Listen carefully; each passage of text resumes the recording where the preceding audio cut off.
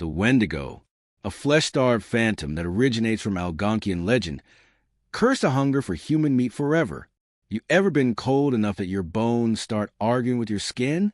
That's the kind of weather that breeds monsters, not with claws, but with cravings. The Wendigo isn't born, it's made, sculpted out of starvation, frostbite, and guilt. It starts as a whisper in your stomach and ends as a scream in your bloodstream. Imagine being so hungry that you chew through morality like bark. Some say it's 15 feet tall, with antlers that scrape against the sky. Others say it looks exactly like you, just minus the soul. I like that version better, because that means a Wendigo isn't lurking in the forest. It's in the mirror, practicing your smile, rehearsing how you'll justify everything you've done when the snow sets in and the meat runs out. You don't meet a Wendigo. You become one. It's an economy of appetite. One moment of cannibalistic weakness, and boom. Congratulations, you've been promoted to mythological abomination. The body stays human long enough for you to regret it. The voice, it never stops whispering your name. The horror isn't the hunger, it's the satisfaction. The Wendigo, a metaphor for greed, obsession, and that gnawing feeling that nothing you have is ever enough. Think of it as capitalism's emotional support demon. You buy one thing, feel nothing. You buy another, feel worse. The Wendigo crouches behind her Amazon cart, licking its teeth as you hit by now. Its stomach is a black hole for dopamine, swallowing pleasure before it can even touch you. The old tribe said it grows every time it eats, which is to say, the more you consume, the less human you become. The Wendigo doesn't want food. It wants the act of wanting. It's the embodiment of your late-night scrolling, your silent envy, your compulsion to want something just because someone else has it. Psychologists could call it an unresolved trauma loop. I call it a nightmare with a LinkedIn profile. You feed it likes, followers, status, until it's wearing your skin like a name tag. You can't kill it because it's written into the firmware of your desire. There's no exorcism for this thing, just a slow, boring death of self-control. The Wendigo, a creature so overused in horror media that it's starting to unionize. Let's be honest. The Wendigo has been in more TV shows than half the Kardashians. Supernatural, Until Dawn, Hannibal, Pet Sematary, Teen Wolf. Every creative director sees man-eating forest demon and goes, yeah, we can work with that. And sure, sometimes it's terrifying, that awful sound of thing pretending to be human, but most of the time, it's just CGI with an eating disorder. The problem isn't the Wendigo itself. It's that we've turned a sacred, cautionary tale about balance and restraint into a content algorithm. The more the Wendigo eats, the bigger it gets. Same as franchises. We Wendigo the Wendigo, consuming it until it's hollow and merchandised. Still, I get it. The imagery is irresistible. Frozen forests, echoes in the dark, the crunch of snow under hooves that shouldn't exist. Every adaptation is like another nightmare's fanfiction, and we're the binge watchers, applauding our own doom. The Wendigo, the forest revenge letter to humanity, signed in frost and bone dust. Picture this. Trees stripped bare, rivers choking on oil, the last moose collapsing under sky that hums like static. Somewhere in that dying wilderness, something wakes up. You don't hear it first, just the snapping of branches, like knuckles cracking before a fight. Then the smell hits you. Not rot, but reclamation. They said the Wendigo comes when balance is broken, when a land has been carved up too much, when hunger becomes a law of the earth. Maybe it's not a monster at all. Maybe it's an immune response. A fever the world gets when humans overstay their welcome. It doesn't chase you because it's evil. It chases you because it's correct. It's the consequence wearing fur and teeth. You've turned glaciers into puddles and mountains into advertisements. The Wendigo just came to collect. And when it tears through your campsite, your SUVs, your steel traps and hubris, you'll finally realize nature doesn't need you to believe in it to kill you. The Wendigo doesn't whisper. The wind does. And you can't tell the difference anymore. The Wendigo, a data-hungry algorithm that feeds on your time, your thoughts, your scrolling thumb. Once upon a bandwidth, someone built a creature out of notifications. It lives inside your phone, gnawing on your attention span, until your brain starts buffering mid-sentence. You open one tab, then another, and each time it eats a little piece of your focus, purring in the background like a content-hungry cat made of static. You think you're consuming content, but the Wendigo's consuming you. Every swipe is a sacrifice, every click communion. You start to forget what silence sounds like. You start to crave noise, chaos, overstimulation. Because deep down, you know if the screen goes black, you'll see a reflection, and that's when you realize the monster's been screen sharing your soul the entire time. There's no forest left, just digital wilderness. And it's hungrier than ever. The Wendigo, the thing that hunts you in your sleep, whispering with your dead grandmother's voice. You wake up drenched in sweat, your jaw sore from grinding your teeth. You don't remember the dream, just flashes, antlers, breath fogging against glass, a voice saying, "You left me." You try to shake it off. Tell yourself it's just your brain sorting trauma like junk mail. But then you see the tracks outside your window. Barefoot, in the snow. The dream Wendigo doesn't eat flesh. It devours meaning. Every time you dream, it edits your memories, rearranging what hurt and what didn't until you're not sure who was the monster and who was the meal. It feeds on confusion, on half-remembered guilt. You can't kill it because it lives in REM cycles, hiding behind the eyelids of your regret. You tell yourself, it's just a dream. The Wendigo tells itself, so are you? The Wendigo. It's not in the woods anymore. It's in the city, lurking in the flicker of convenience store light at 3 a.m., in the alley behind a vape shop, in that empty train car that smells like copper and regret. Cities used to feel safe because they were bright. But have you noticed how the lights don't comfort you anymore? They just buzz, loud enough to drown out your conscience. The urban Wendigo doesn't need snow or wilderness. It thrives in concrete canyons where hunger isn't for food. It's for validation, for attention, for anything. You see it at the bus stop, a figure chewing its nails down to bone, eyes hollow from insomnia and debt. You see it in the office elevator, breathing through clenched teeth. You see it every time someone scrolls past a tragedy and says, "Damn, that's crazy," before liking a meme. The Wendigo's not a myth. It's your neighbor with a nicotine patch and a rotting conscience. It feasts on burnout, on cynicism, on the slow rot of human empathy. And you feed it every day, every time you say, "That's just how the world works." The city hums. The Wendigo hums back. The Wendigo, the echo of a curse carried through generations, hiding in the family tree like a tumor with roots. Your great-grandfather went hungry one winter. He made a choice, the kind that stains DNA. And now, every so often, your blood whispers to you when you're alone. It tells you you're starving even when you're full. It tells you your teeth were meant for more than food. The ancestral Wendigo isn't about guilt. It's about inheritance. It's about the quiet moments when you feel something old moving behind your thoughts. It's that twitch in your jaw when you smell raw meat. It's that shadow in your reflection that doesn't blink when you do.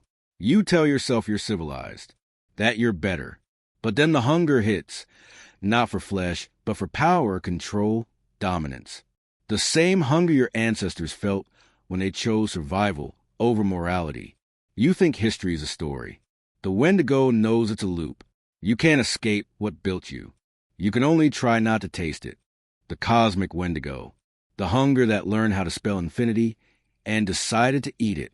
It isn't a monster in the snow anymore. It's what happens when greed forgets the body and metastasizes into physics. A hunger so big it can't fit inside a single mind, so it seeps into gravity, radiation, time itself. Every culture whispered about appetite, but the Wendigo listened too closely. It overheard our prayers for more and took them literally. Now it wears galaxies like trophies. Black holes are just its bite marks. Perfect, circular, patient. You can call it entropy if that makes you comfortable. Scientists do. But entropy is only the polite translation of devouring everything until silence is left. We used to think hunger was human. We were wrong.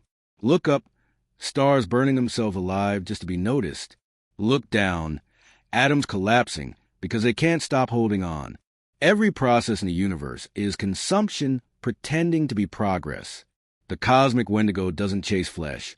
It chases awareness. It feeds on observation itself. The more something is known, the faster it fades. Knowledge isn't nourishment, it's seasoning. Every discovery is another rib cracked open in the dark. Sometimes I think it started as an idea. A story about famine that got repeated too many times, each telling adding calories until the story stood up on its own and looked around for dessert. Every retelling you've ever heard is a feeding. Even this one, especially this one, because talking about the Wendigo summons it, not as a ghost, but as an algorithm. Each word is a data point. Each reader, a neuron firing. The cosmic Wendigo loves that information digested into meaning, meaning digested into noise. It doesn't hate you. It barely registers you. You're a flavor in its endless meal. Your ambition, your boredom, your scrolling thumb. That flick of your phone screen, that's the sound of cosmic teeth clicking. The universe isn't expanding because it's running away. It's expanding because it's starving. Space stretches like a mouth opening wider, hunting for new edges to chew. Every supernova is a burp. We think we build civilizations, but we're actually building organs inside the same beast. Commerce, art, politics. They're just ways to metabolize chaos into brief structure before it collapses again. You call it innovation. The Wendigo calls it digestion. Even gods weren't immune. They try to fill the void with worship, but faith burns fast. The cosmic Wendigo ate them too. Concepts swallowed whole, leaving only rituals that don't remember why they exist. The cruel joke? The more aware you are of it, the more you feed it. You start connecting dots. Hunger, ambition, the shape of the cosmos. You feel clever, enlightened, and somewhere in the background, the Wendigo laughs with your lungs. Because realization is still energy. Wonder is still heat. Every thought you have about it is another calorie for the dark. When the last star goes cold, people say the universe will die. No, that's when the Wendigo finally finishes chewing. It'll sit in the dark, content for a fraction of forever, and then the silence will ache again. That ache will twist itself into another big bang, another cosmic stomach growling. That's the real cycle of creation. Hunger, digestion, hunger again. Not divine design, just appetite trying on new faces. So if you ever feel the emptiness pressing against your ribs when the world gets too quiet, don't mistake it for loneliness. That's the cosmic Wendigo breathing through you, testing your edges, seeing if you still taste like awe. You can't kill it. You can only notice it noticing you, and hope it's full enough to move on. The Wendigo, the final monster on this list. And unfortunately, the one you've been feeding your entire life. No antlers, no claws, no forest. Just you and that ridiculous, bottomless craving for more. You've heard the stories. People lost in the snow, starving until they eat something they shouldn't, and then bam, eternal hunger. But this version? You don't need the snow. You've got Wi-Fi. You wake up, check your phone, check your worth. The Wendigo wakes up with you, scrolling beside you, drooling over your dopamine. Every notification, every heart-shaped icon, every hollow you up, text tiny morsels for the thing in your rib cage. And you call it self-improvement. Cute. Let's not pretend you don't enjoy it. The hunger feels good at first. That jittery buzz when someone notices you, when you're posted a few extra likes, when your coworker says, "I wish I had your drive." Drive. Hunger. Same engine, different marketing. The self-Wendigo is the only monster that thanks you while it eats you. You're doing great, it says. You're almost there. Almost. Always almost. Picture this. You're sitting at your desk, half alive on caffeine, chasing deadlines like they owe you rent. Your stomach growls, but not for food, for validation. You feed it with achievements, degrees, compliments. The applause gets quieter each time, so you chase louder ones. And in the silence between claps, you can hear chewing. Somewhere along the way, the hunger stopped being yours. It started running the show. You thought you were building yourself. Turns out, you were building an appetite with your face stapled on it. The Wendigo learned early that the easiest meal is identity. So it gnaws the edges of who you are, your taste, your kindness, your patience. until only the craving survives. It doesn't need to eat your body. It just needs your attention. Remember when you were a kid and joy was simple? A paper airplane, a warm day, a quiet brain? Yeah, the Wendigo hates that. It can't feed on contentment. So it taught you to confuse peace with boredom. Now you chase noise. You call it productivity. You call it purpose.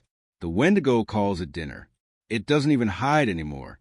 It lives in open tabs. In your reflection on a turned-off screen, it smiles when you say, I just need to push a little harder. It adores that sentence. Push harder.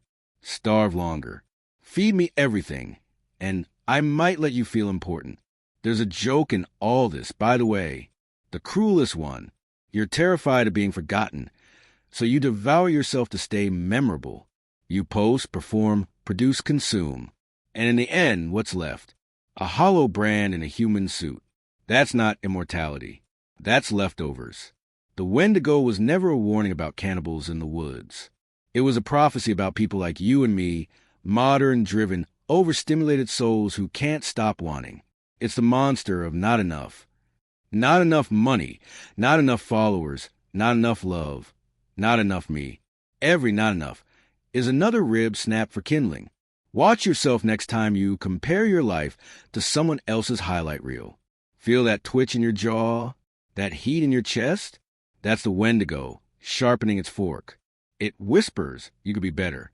It purrs you could have that. It promises you'd finally be full. But you never are you? Because fullness means stopping, and stopping means silence, and silence means you might have to listen to yourself think. The Wendigo can't risk that. There are no forests left for it to haunt, so it built new ones. Feeds in the jungle of your timeline, hunts in fluorescent office light, sleeps in your chest. And you let it, because somewhere deep down, hunger feels like hope. If you stop wanting, who would you even be? A person? A ghost? Something bornly content? Terrifying. Sometimes you see it in others.